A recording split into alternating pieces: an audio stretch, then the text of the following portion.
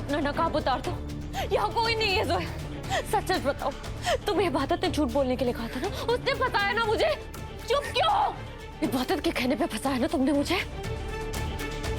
बोलो। मैं कुछ पूछ रही हूँ। इबादत ने तुम्हें कहा ना झूठी गवाही देने के लिए, उसके कहने पे किया ना तुमने सब? बोलो वरना मैं तुम्हारी जान ले लूंगी। मन्नत, अम्मी, ये क्या लगा रखा है? अम्मी, अम्मी, अम्मी मैंने कुछ नहीं किया।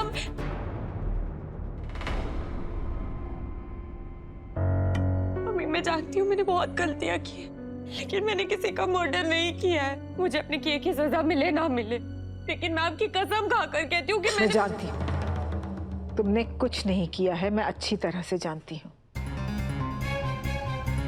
और मैं ये भी जानती हूँ कि तुम्हें जोया या इबादत ने नहीं फंसाया है। तुम्हारी इस हालत की जिम्मेदार है गजल। वही गजल जिसका जिक्र भी मुझे हैरान कर देता था। उस औरत ने हमारे पूरे खानदान को बर्बाद करके रख दिया, तबाह कर दिया। और उस औरत का नाम गजल रहमान। गजल रहमान। गजल रहमान। गजल इबादत की मां मैं हूं, गजल नहीं। गजल ने सिर्फ इबादत को पैदा किया है, लेकिन उसे तरबियत मैंने दी है। वो मेरी बेटी है।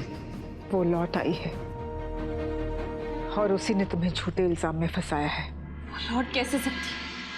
वो तो मर चुकी थी ना। ये हम सबको लगता था कि वो मर चुकी है, लेकिन हम सब ये भूल गए थे कि गजल जैसी शैतान इतनी आसानी से नहीं मर सकती।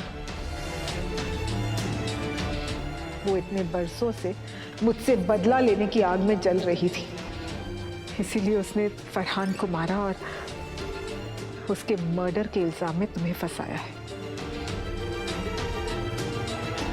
क्योंकि तुम मेरी बेटी हो और वो तुमसे बदला लेना चाहती है। इसमें इबादत की कोई गलती नहीं है। इबादत ने तुम्हें जेल नहीं भिजवाया है। अरे वो तो खुद गजल की साजिश की शिकार हुई है। इबादत शिकार नहीं, इबादत शिकारी है अम्मी। उसने और उसकी माँ ने मिलकर मुझे फंसाया है, मुझे तबाह करने की प्लानिंग की है, और उसने उसका साथ दिया है जोया ने। इबादत ने कुछ नहीं किया है। मैं नहीं जानती कि जोया की क्या मजबूरी है। मैं बस इतना जानती हूँ कि तुम्हारी इस हालत की जिम्मेदार इबादत नहीं है। आप मुझसे प्यार करती भी है या नहीं अम्मी? आप अभी भी इबादत का साथ दे रही है। वो इबादत जो खुद जोया को घर लेकर आई थी, खुद उसने पुलिस को कॉल किया था और मुझे अरेस्ट कराया था, उस इबादत का साथ दे रही है आप। इबादत को उसके किए की सजा मिलेगी अम्मी। उसने मुझे झूठे केस में फंसाया है ना, अब मैं उसकी जान लेकर एक असली केस में अंदर जाऊं। अपनी जबान को संभालो बदतमीज लड़की। चिल्लाइए मत।